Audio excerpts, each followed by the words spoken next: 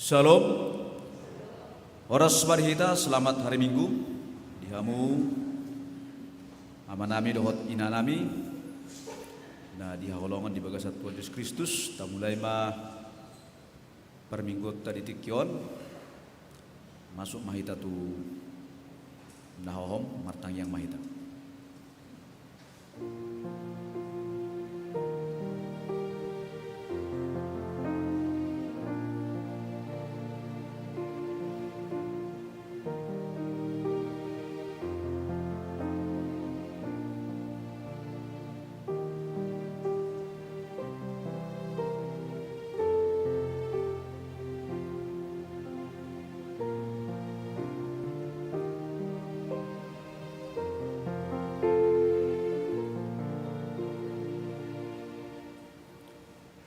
Amin.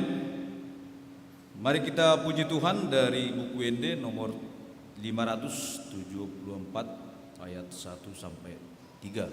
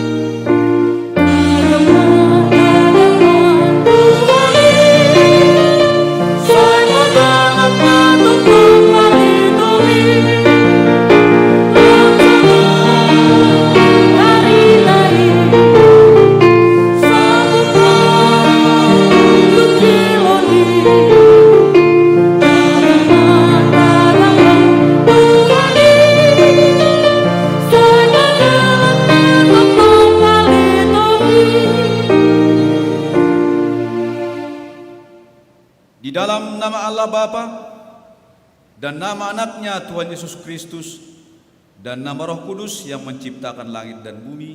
Amin.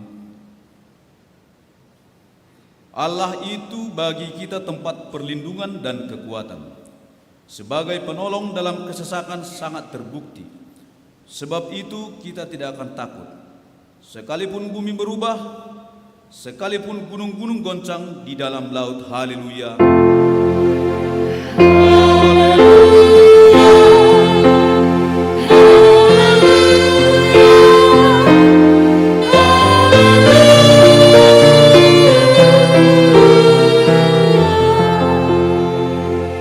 Marilah kita berdoa.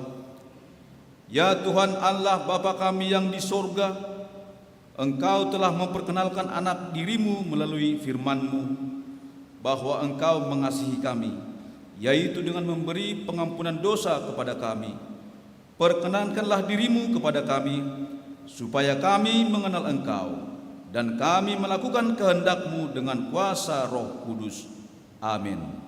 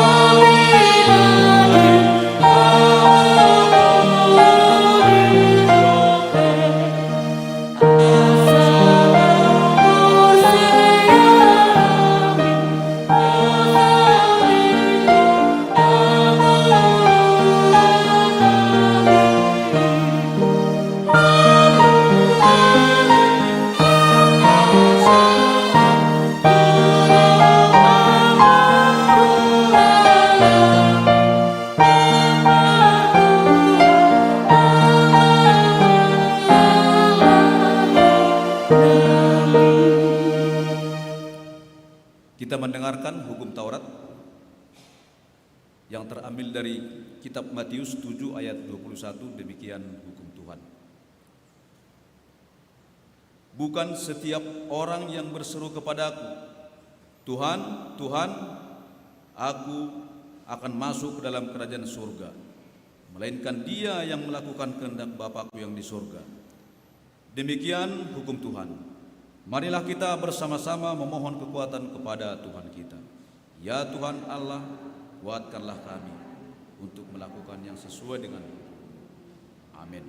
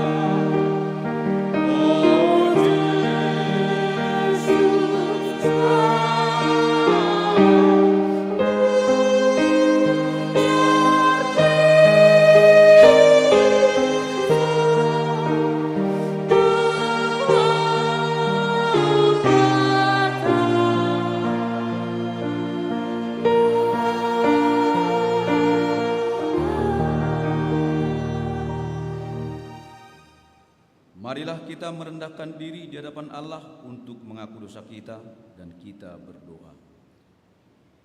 Ya Tuhan Bapa kami yang Maha Kasih, kami berkumpul bersama-sama berdoa padamu, bukan karena kebenaran kami, melainkan hanyalah karena belas kasihan-Mu yang benar. Ya Tuhan Allah Bapa yang Maha Kasih, kini kami bersujud di hadapan-Mu dan menyesali segala dosa dan pelanggaran kami atas firman-Mu. Kami selalu mengandalkan pikiran kami sendiri, sehingga kami tidak mau melakukan kehendak-Mu. Ya Tuhan, kasihanilah kami. Kasihanilah dan ampunilah segala dosa dan kesalahan kami. Ya Tuhan Allah dan Bapa kami, ajarlah kami untuk meninggalkan segala dosa kami. Engkau telah memanggil kami untuk menjadi pengikut Kristus. Oleh karena itu, kuatkanlah kami, bangunkanlah hati dan jiwa kami, supaya kami dapat meninggalkan segala perbuatan kami yang jahat, dan kami beroleh hidup yang baru di dalam Kristus Yesus Tuhan kami. Amin.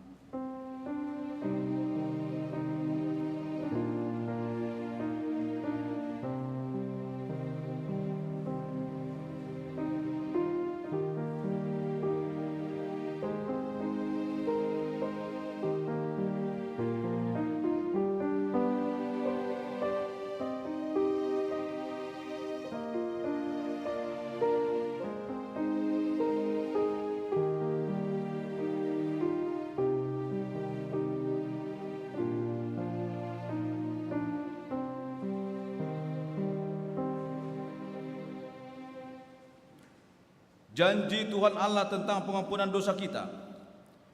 Demikianlah firman Tuhan. Aku telah menghapus segala dosa pemberontakanmu seperti kabut diterbangkan angin, dan segala dosamu seperti awan yang tertiup. Kembalilah kepadaku, sebab aku telah menebus engkau. Kemuliaan bagi Allah di tempat yang maha tinggi.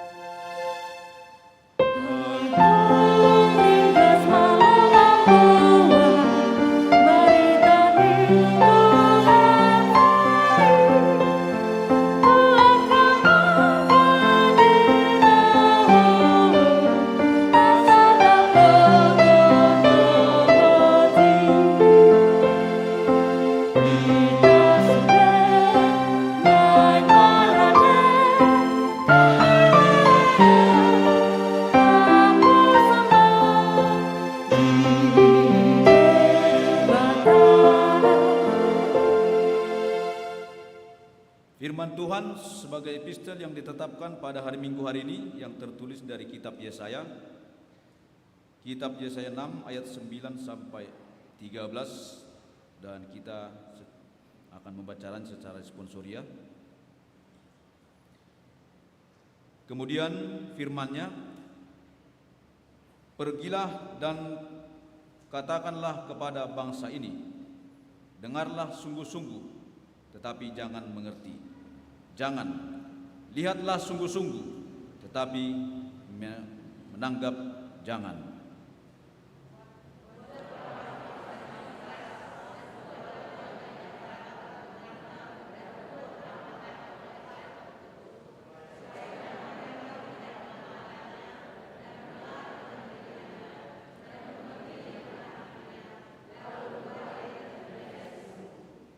Kemudian aku bertanya, "Sampai berapa lama ya Tuhan?" Lalu jawabnya, "Sampai kota-kota telah lengah, sunyi, sepi, tidak ada lagi yang mendiami, dan di rumah-rumah tidak ada lagi manusia, dan tanah menjadi sunyi dan sepi."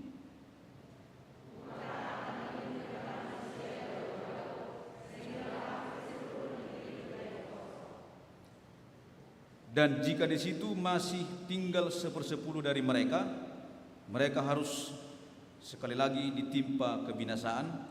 Namun keadaannya akan seperti pohon beringin dan pohon jawi-jawi yang tunggulnya tinggal berdiri pada waktu ditebang, dan dari tunggul itulah akan keluar tunas yang kudus. Demikian firman Tuhan. Berbahagialah orang yang mendengarkan firman Tuhan serta memelihara dalam hatinya. Amin.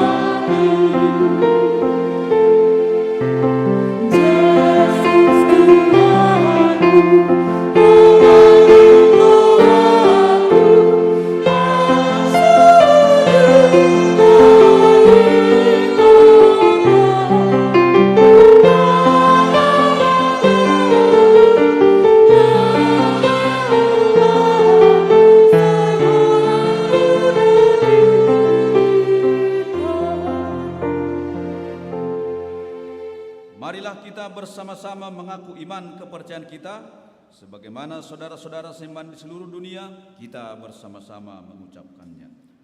Aku percaya kepada Allah, Bapa yang Maha Kuasa, Khalid langit dan bumi.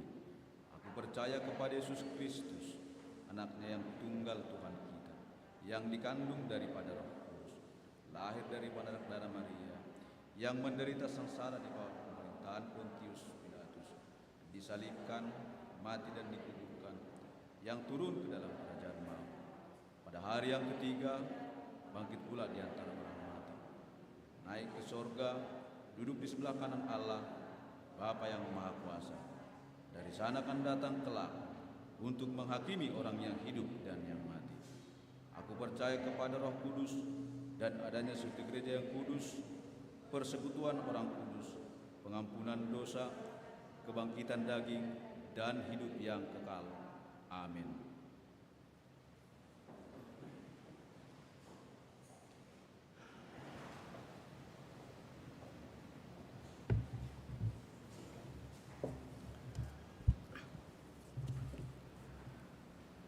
Shalom.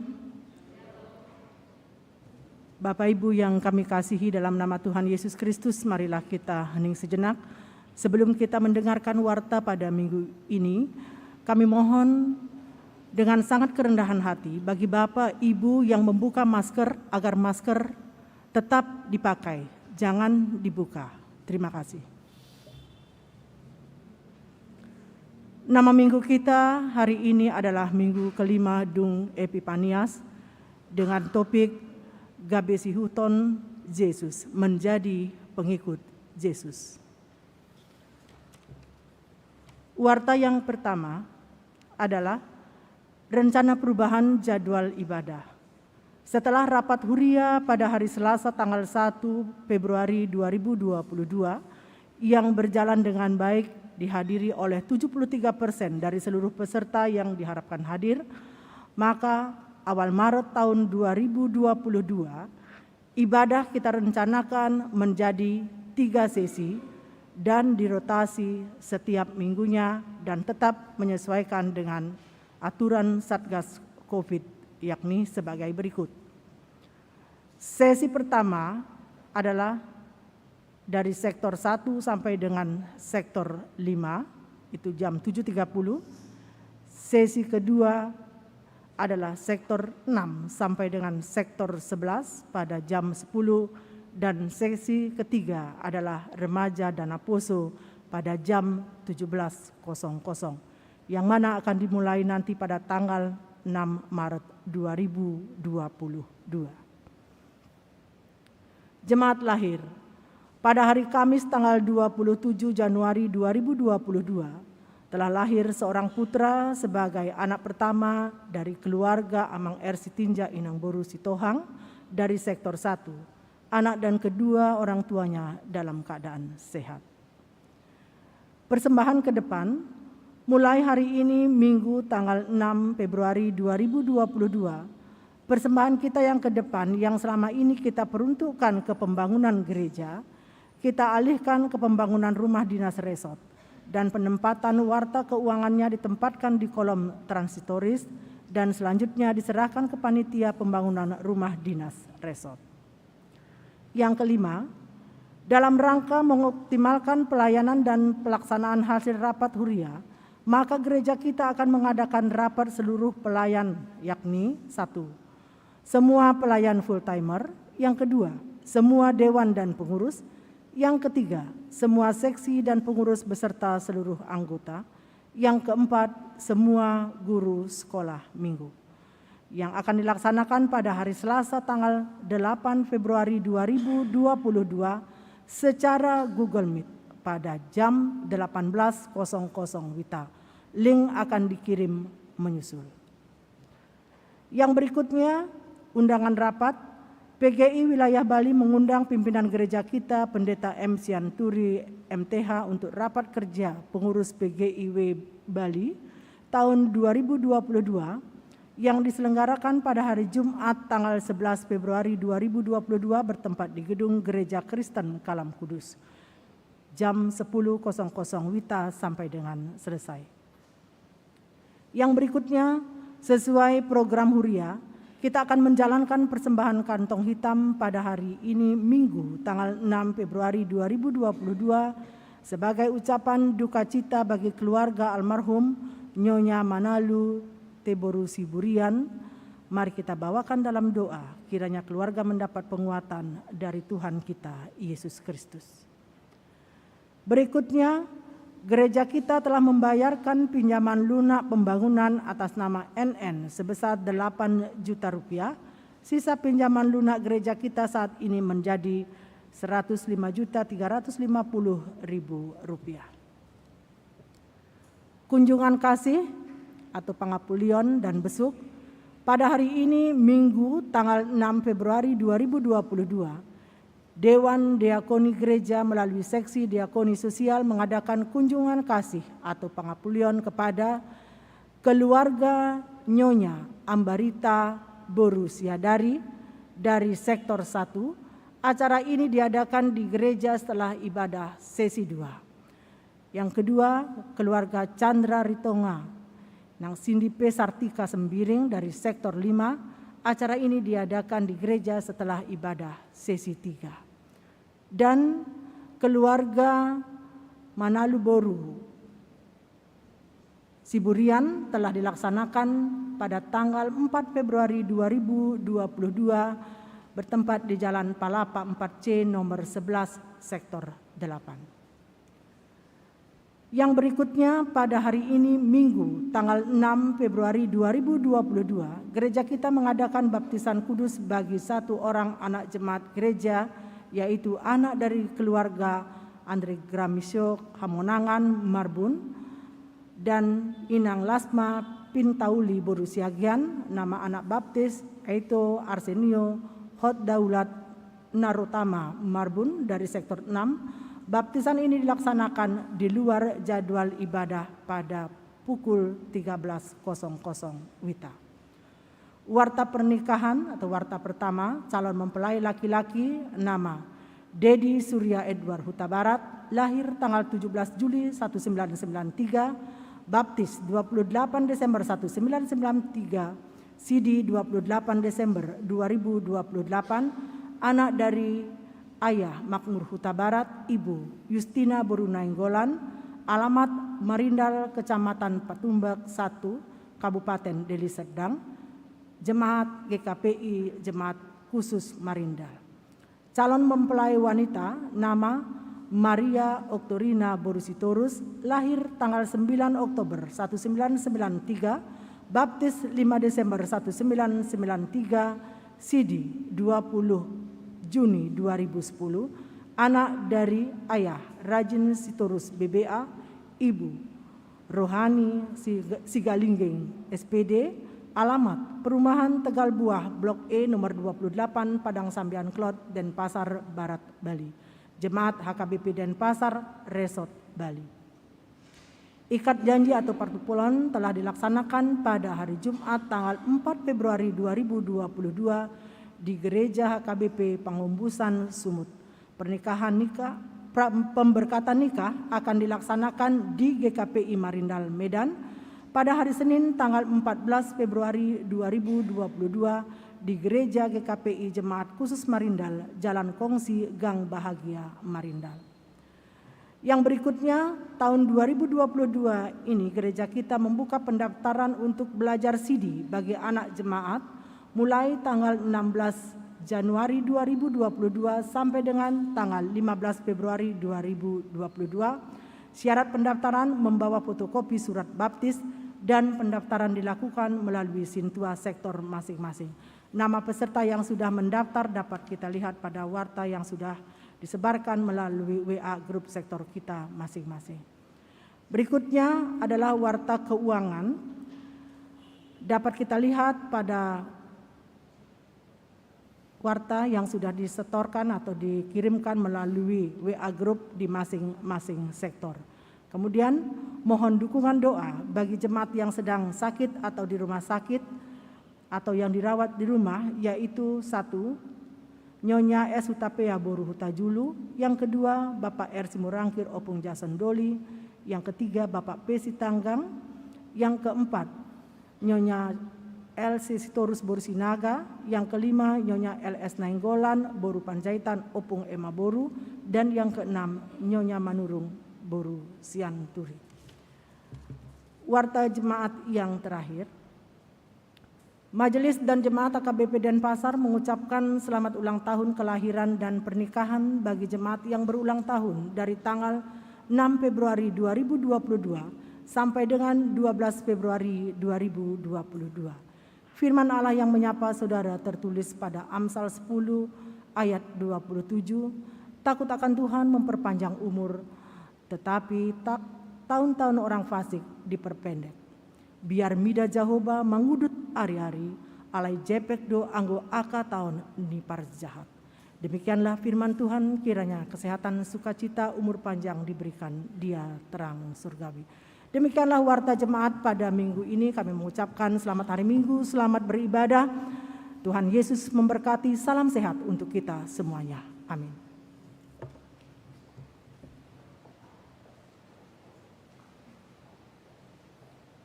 Kita bernyanyi dari buku Ende sambil mengumpulkan persembahan.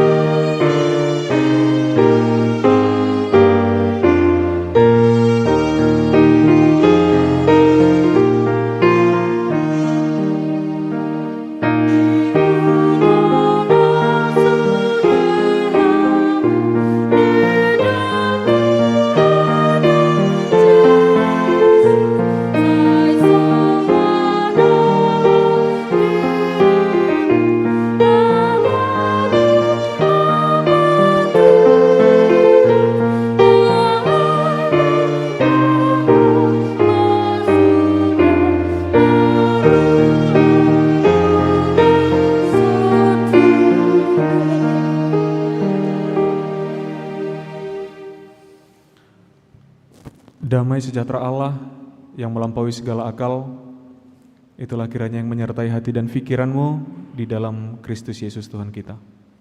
Amin. Jemaat yang dikasihi Tuhan, firman Tuhan untuk kita pada minggu kelima setelah Epifanias hari ini tertulis dalam Markus pasal 1 ayat 16 sampai dengan ayat 20. Saya akan bacakan untuk kita bisa ikuti dalam hati kita masing-masing.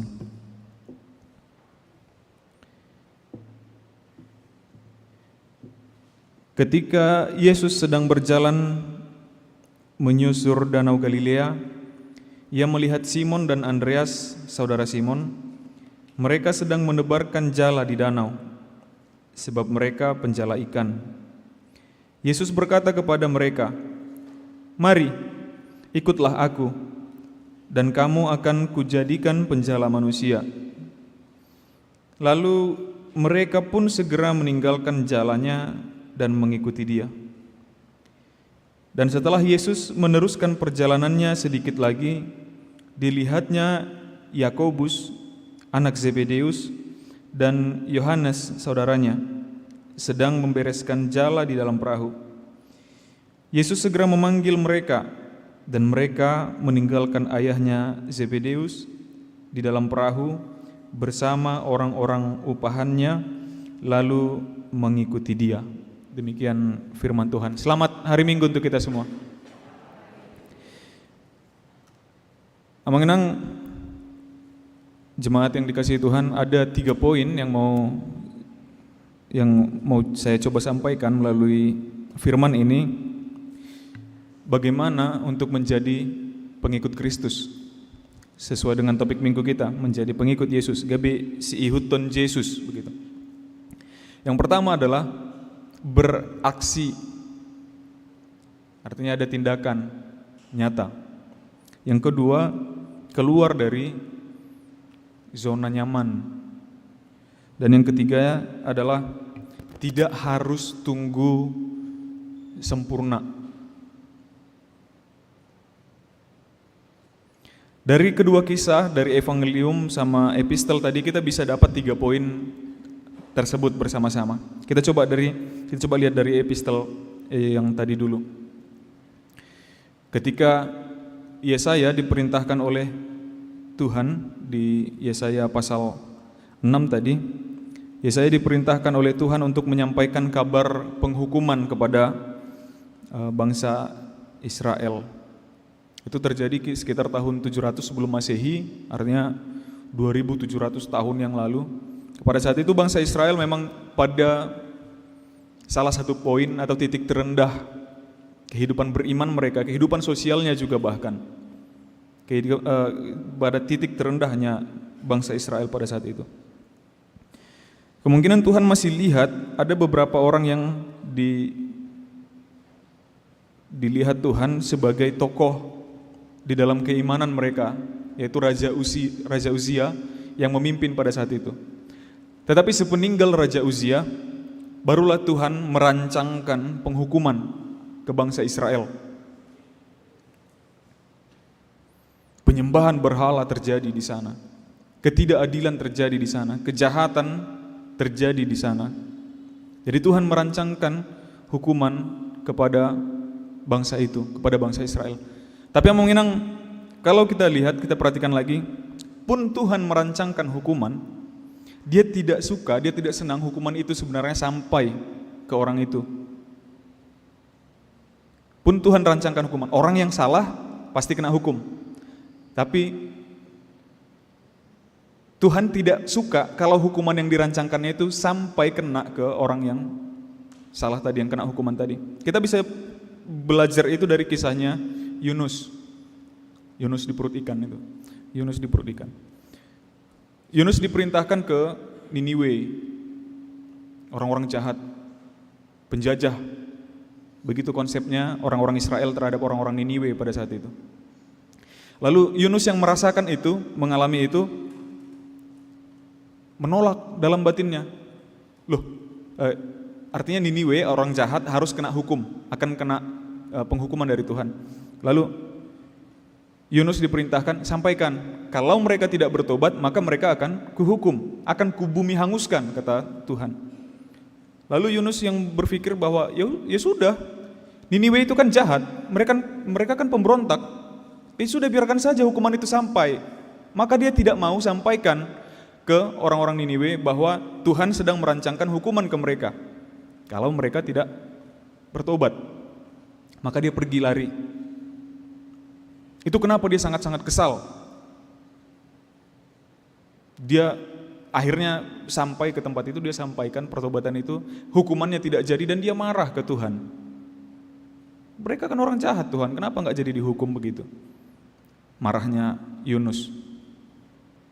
Emang kejahatan pasti dapat hukuman, tapi bagaimanapun Tuhan tidak suka hukumannya itu bisa sampai ke orang-orang itu. Dia lebih suka kalau orang itu bertobat begitu. Nah, ini kejadian lagi di Yesaya ini. Orang-orang Israel itu sudah sangat brutal begitu. Mulutnya najis. Begitu kira-kira pakai Yesaya bahasanya. Semua kejahatan sudah ada ke mereka. Ketidakadilan itu paling Tuhan tidak suka, ketidakadilan. Penyembahan berhala, sinkretisme, penggabungan. Dia ibadah juga. Dia ibadah juga, ibadah ke Yahweh, ibadah juga, melakukan tradisi-tradisi Yahudi, melakukan juga. Tapi hanya sekedar rutinitas, sekedar formalitas saja. Tuntutan sosial begitu. Itu yang mereka lakukan. Maka Yesaya diperintahkan oleh Tuhan, diutus Tuhan untuk menyampaikan itu. Tapi dia merasa, loh aku kan juga bagian dari bangsa yang kotor ini, maka aku juga kotor. Dia bilang, apalagi bangsa itu seperti saya katakan tadi sudah ada pada titik terendahnya. Bayangkan bagaimana kita menyampaikan ke orang-orang brutal misalnya, Tuhan akan hukum kamu. Gitu, itu yang mau dia sampaikan. Itu yang saya bilang tadi, meninggalkan zona amannya, zona nyamannya dia. Dan tidak harus sempurna. Dia mengelak, Yesaya mengelak, aku tidak pandai berbicara. Dia katakan itu. Tapi kemudian dia dituntut untuk punya aksi juga, untuk turun langsung, untuk sampaikan itu. Akhirnya Tuhan melalui malaikatnya mentahirkan Yesaya dan dia katakan, inilah aku, utuslah aku. Nah, perintah yang Tuhan mau sampaikan ke bangsa Israel melalui Yesaya itu tadi ada di ayat 9. Dia pakai bahasa yang seperti ini. Kemudian firman-Nya, pergilah dan katakanlah kepada bangsa ini, dengarlah sungguh-sungguh, tetapi mengerti jangan. Lihatlah sungguh-sungguh, tetapi menanggap jangan. Sampaikan ini yang mau disampaikan, kata-kata ini yang mau disampaikan ke bangsa Israel itu. Jadi bahasanya sama kayak orang tua kalau ngelarang anaknya misalnya kayak gitu, yang pas kita kecil lagi batuk-batuknya ini, lagi batuk, es terus, gitu, orang tua. Lagi sakit-sakitan, makanya begadang terus, nonton TV terus, begitu. Tapi kan artinya orang tua itu bukan mau bilang, ya sudah makan es saja terus. Tapi mau bilang bahwa janganlah makan es supaya jangan batuk. Itu yang mau dia sampaikan. Walaupun dia pakai bahasanya, pas Udin lagi batuk-batuknya, nggak berhenti-berhenti batuknya, es terus. Gitu. Tapi dia mau bilang, makanya jangan makan es supaya jangan batuk. Nah, kira-kira yang mau disampaikan seperti itu. Dengarlah sungguh-sungguh, tetapi mengerti jangan. Karena kalau mereka mendengar dan mengerti, maka nanti mereka akan bertobat dan hukuman akan sampai ke mereka. Dengarlah sungguh-sungguh, tetapi mengerti jangan. Kalau mereka mendengar dan menanggap, lihatlah sungguh-sungguh, tetapi menanggap jangan. Melihat dan menanggap, mengerti, melaksanakan, melakukan, bertindak, maka mereka artinya mereka akan bertobat, mereka akan sembuh. Mereka tidak akan mendapatkan hukuman.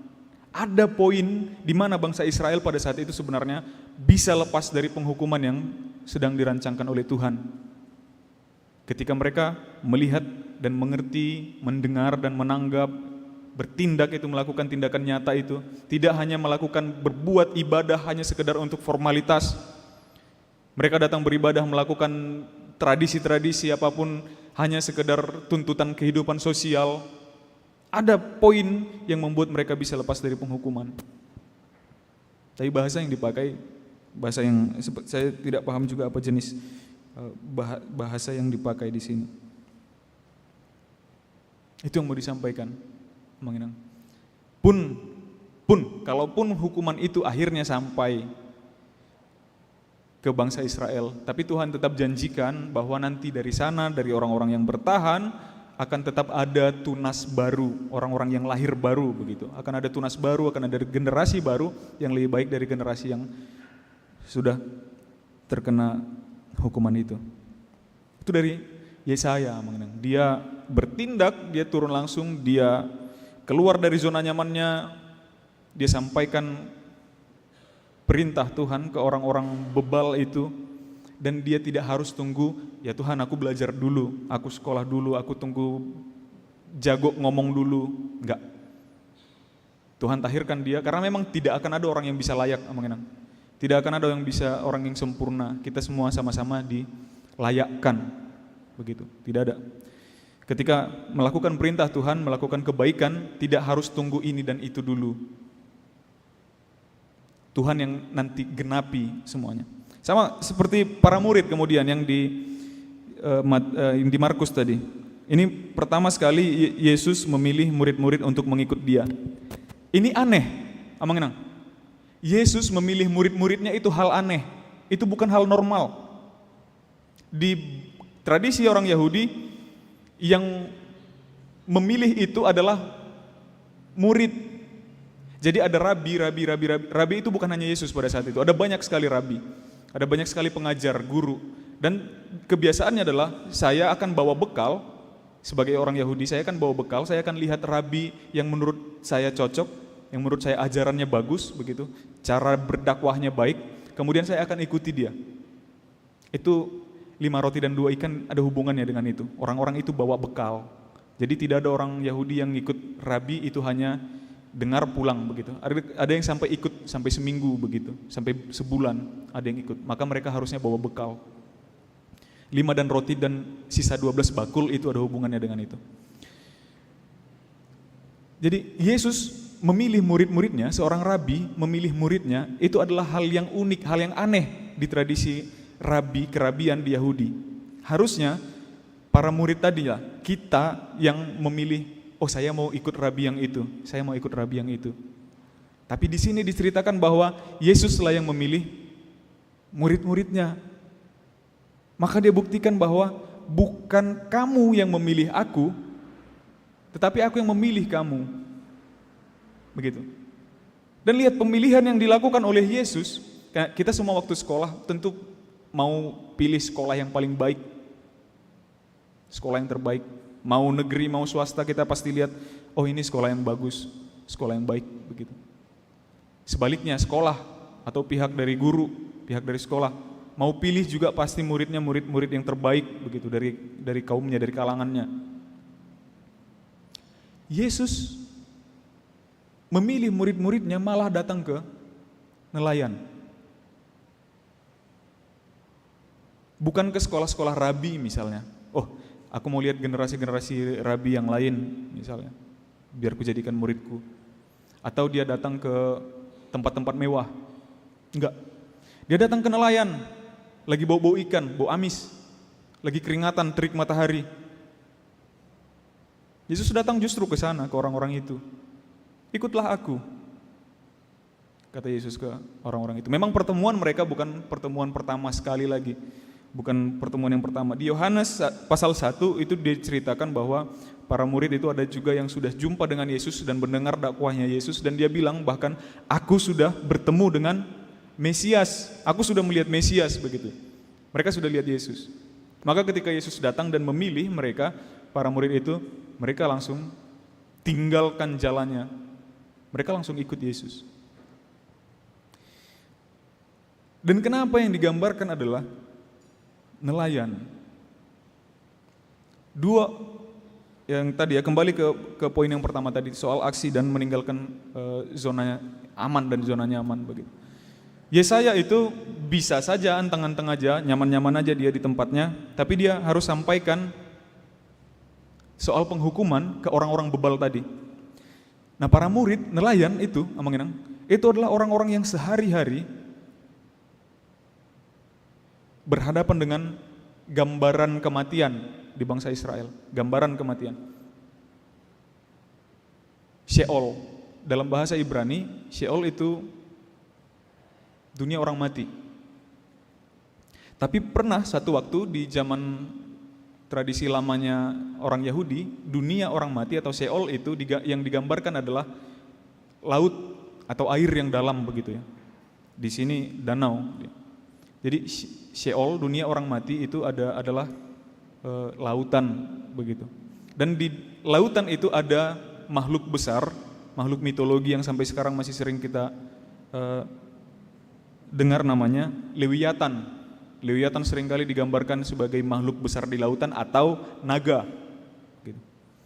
Dan jadi nelayan kehidupan sehari-harinya menghadapi itu, tantangan begitu. Dan Danau Galilea seringkali kita dengar ada badai di sana, begitu. Ombaknya kencang, anginnya kencang. Mereka yang sudah sehari-hari mengalami itu. Dan mereka ditarik sekarang, yang harus dihadapi adalah kematian kekal, yang harus dihadapi adalah badai kehidupan, yang harus dijala adalah manusia. Yang mau dicari bukan kehidupan sehari-hari lagi, tapi kehidupan kekal. Gitu. Maka mereka tinggalkan itu, Amanginang. Tapi tidak semua orang, artinya ada panggilan, ada dua jenis panggilan kepada kita. Kita semua banyak yang terpanggil tapi sedikit yang terpilih, misalnya begitu. Kita semua misalnya dapat panggilan, Amanginang, tapi ada dua jenis panggilan yang kita dapatkan. Panggilan khusus dan panggilan umum. Kami misalnya, para pendeta, para perhaladub Sintua misalnya, panggilan khusus untuk pelayanan liturgi. Tapi untuk hal-hal yang lain kita sama-sama dipanggil untuk melakukan tindakan-tindakan itu, untuk melakukan perbuatan-perbuatan, untuk menjadi orang yang saleh. Kita sama semua. Kami hanya untuk pelayanan, kekhususan kami hanya untuk pelayanan liturgi. Tapi untuk hal-hal lainnya, perbuatan-perbuatan, berbicara, langkah, itu kita sama. Mengenang. Kita sama. Kita dituntut untuk tiga hal yang tadi sama-sama. Untuk menjadikan firman Tuhan itu di dalam aksi. Bukan hanya sekedar teori. Banyak di antara kita atau orang-orang di luar sana, orang-orang Kristen yang kalau diajak debat teologi, kalau soal pemahaman Alkitab, kalau soal ayat-ayat, jago, hebat, pemahamannya jago. Tapi masalahnya hanya dipakai untuk tameng. Firman Tuhan hanya dipakai untuk pembenaran diri, untuk membenarkan dirinya, membenarkan perbuatan yang salah. Ada orang marah, berdebat gitu, marah-marahan, bawa-bawa firman Tuhan. Lah, mereka lagi berantem, tapi soal firman Tuhan gitu. Ada, tapi ini kita dituntut untuk menjadikan itu, firman itu di dalam aksi. Meninggalkan zona nyaman, ini bukan hanya soal kami pelayan liturgi, pendeta, sintua, dan pelayan liturgi lainnya. Meninggalkan zona nyaman, bukan artinya begitu ya, misalnya Amang Sintua, Inang Sintua tadi bisa bareng keluarganya ibadah, misalnya sama-sama dengan kita, tapi harus berbeda begitu tempat duduknya, atau pendeta yang harus kalau ada pesta nggak bisa ikut sama keluarga misalnya, bukan soal itu. Meninggalkan zona nyamannya, bukan hanya itu aja. Itu panggilan khususnya tadi ya. Panggilan umumnya kita semua kena meninggalkan zona nyaman itu. Kita semua kena. Contoh sederhana yang paling sering saya pakai itu ya, soal misalnya pas pemilu-pemilu, pas ada serangan-serangan fajar itu. Misalnya. Kita bisa ambil contoh-contoh lain misalnya nanti. Yang orang lain dapat, kami dapat dari calon si ini sekian. Kau mau enggak gitu. Itu kurang nyaman apa coba dapat uang gratis. Tapi kita harus tinggalkan itu. Misalnya. Bisa kita lawan orang lain debat, bisa kita permalukan orang lain juga ketika kita dipermalukan. Kita pegang aibnya juga kok. Kita tahu aibnya juga kok. Tapi kita dipermalukan. Dan kita harus tahan itu. Itu keluar dari zona nyaman. Itu bertindak. Ada hal-hal yang bisa kita lakukan untuk memuaskan ego kita begitu. Tapi kita tahan. Saya nggak mau seperti orang-orang itu misalnya. Firman Tuhan bilang seperti ini. Itu keluar dari zona nyaman kita. Itu menjadi pengikut Kristus. Dan tidak harus tunggu sempurna. Kalau itu yang di panggilan khusus sih banyaknya. Atau di pelayanan-pelayanan yang lain begitu ya. Ketika, nanti masih banyak kesempatan di tempat di luar gereja, masih banyak pelayanan-pelayanan yang lain, misalnya kita mau bentuk panitia ini, perayaan ini, mau ibadah ini, jangankan itu, disuruh berdoa aja. Mungkin masih ingat teman-teman yang pernah saya bilang di salah satu tempat pelayanan saya, saking takutnya alani biarna amatai martangiang tiki pertanggiangan rumah tangga, saha matangiang tu tangiang nama jabui martangiang mak, dapat saya ada marwat martangiang mahitain nama tai mak, dukon udu sudah jolma, pipi sudah laos lari mana. Itu kejadian. Saya sudah pernah cerita juga di sini. Nah yang kayak gitu, itu aja masih banyak kita gitu. Pas disuruh berdoa, hamu mak, sohwatu sih. Enggak nunggu jago. Tuhan enggak minta kita jago berdoa pakai tutup bungkus kami dengan darahmu yang kudus, naungilah kami dengan sayap. Enggak. Hanya untuk mimpin doa aja, sekedar. Apalagi yang lain misalnya, yuk masuk yuk panitia yuk jadi ketua yuk gitu. Aku kurang pintar begitu. Memang banyak serangan dari orang-orang yang tidak bertanggung jawab begitu ya. Padahal sama-sama untuk kebaikan. Sama-sama untuk kebaikan.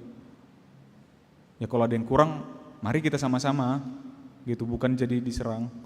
Harusnya baiknya seperti itu. Tapi enggak harus tunggu sempurna kok. Enggak harus tunggu mahir dulu bisa konser-konser baru bisa jadi pelayan musik atau song leader di gereja, enggak harus. Enggak harus tunggu dipakai oleh stasiun TV swasta dulu baru mau pelayanan jadi tim multimedia di gereja. Enggak harus itu dulu. Yesaya dengan segala kelemahannya, dia bilang ke Tuhan, inilah aku, utuslah aku.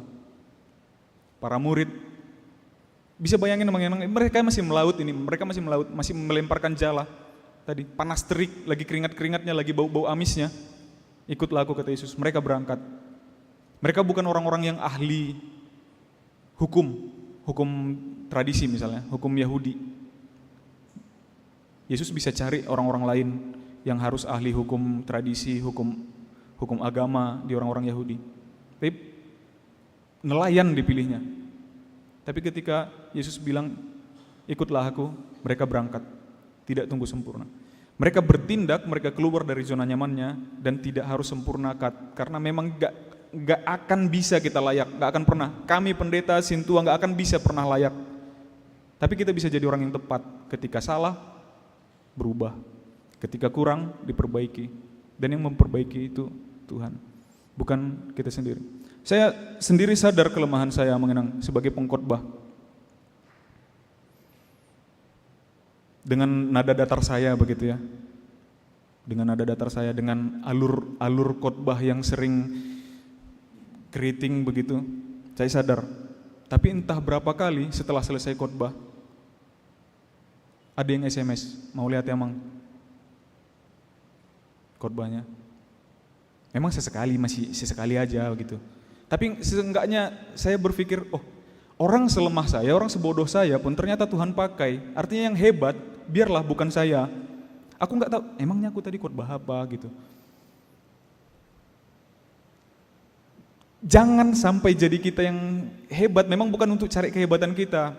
Pelayanan di luar sana ketika kita berbuat baik itu juga mengenang. Tujuannya bukan supaya kita dibilang baik kok. Tujuannya adalah biarlah aku tetap kecil dan dia semakin besar. Biarlah melalui perbuatan baik kita itu yang terpuji, yang termulia adalah Tuhan kita, bukan kita yang hebat. Bukan karena kelayakan kita, bukan karena kejagoan kita, skill kita apa segala macam, bukan. Biarlah melalui itu semua yang semakin dipermuliakan adalah Tuhan. Selamat menjadi pengikut Kristus.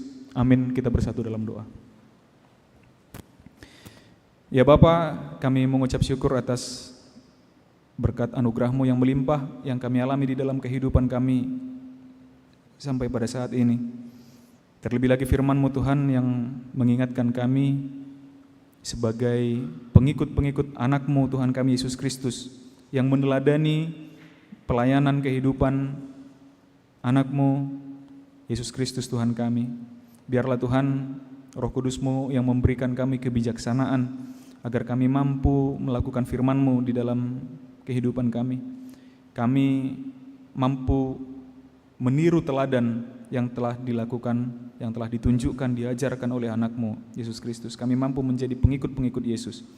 Kami mampu meninggalkan zona kenyamanan kami,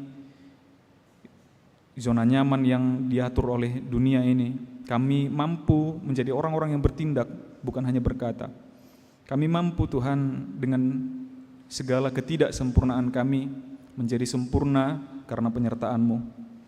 Ya Bapa, saat ini kami bawakan juga saudara-saudari kami, keluarga kami, orang-orang yang kami kasihi dan yang mengasihi kami, yang sedang dalam keadaan sakit.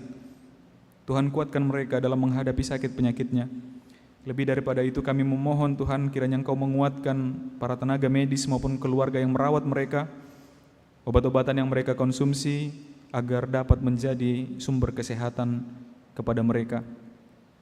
Agar kemudian kami dapat berkumpul kembali di rumah-Mu yang kudus ini untuk memuji dan memuliakan nama-Mu di dalam kesehatan dan sukacita. Ya Bapa, kami juga bawakan saudara-saudari kami yang sedang dalam pergumulan, yang sedang dalam kedukaan. Tuhan, Engkau yang hiburkan mereka, Engkau yang bebaskan mereka dari segala pergumulan mereka.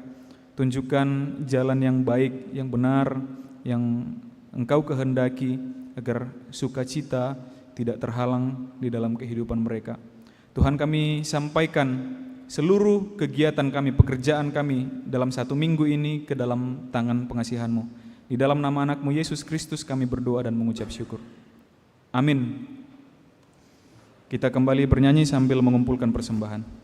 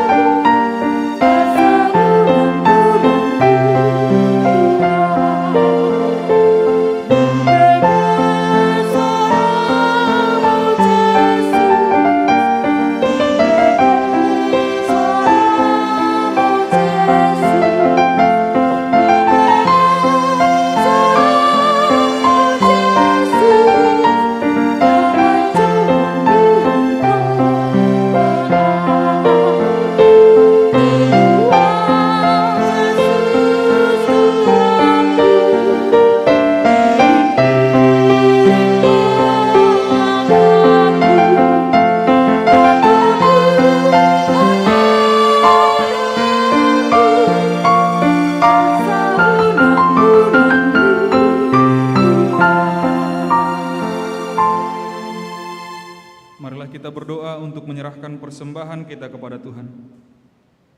Ya Allah, Bapa kami yang di surga, kami mengaku bahwa Tuhan adalah sumber dari segala karunia yang melimpah dalam kehidupan kami masing-masing. Sebagian daripada karunia itu kami serahkan kembali sebagai persembahan kepada Tuhan. Terimalah dan berkatilah persembahan umat-Mu ini, agar dapat kami pergunakan untuk pekerjaan dan pelayanan kerajaan Tuhan di dunia ini. Bukalah hati kami untuk mengenal betapa banyak berkat dan karunia yang kami peroleh dari Tuhan, supaya kami senantiasa bersyukur kepadamu. Di dalam nama Yesus Kristus Tuhan kami. Amin.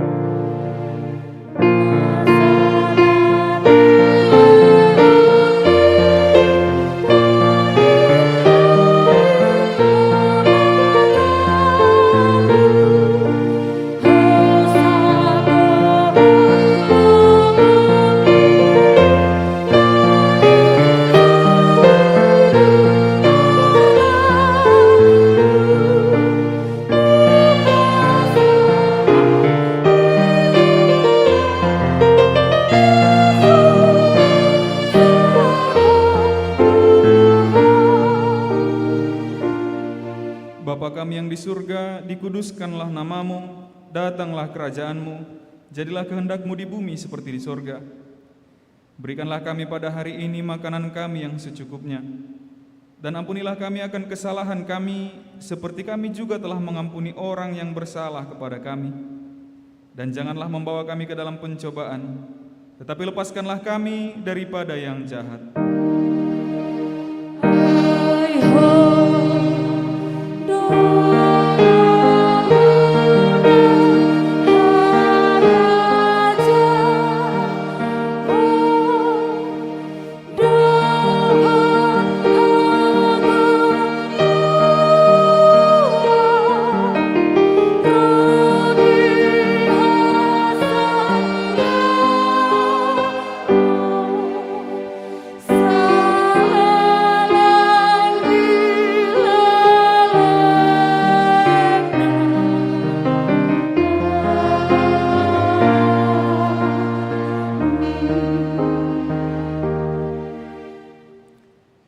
Tuhan memberkati engkau dan melindungi engkau. Tuhan menyinari engkau dengan wajah-Nya dan memberi engkau kasih karunia. Tuhan menghadapkan wajah-Nya kepadamu dan memberi engkau damai sejahtera.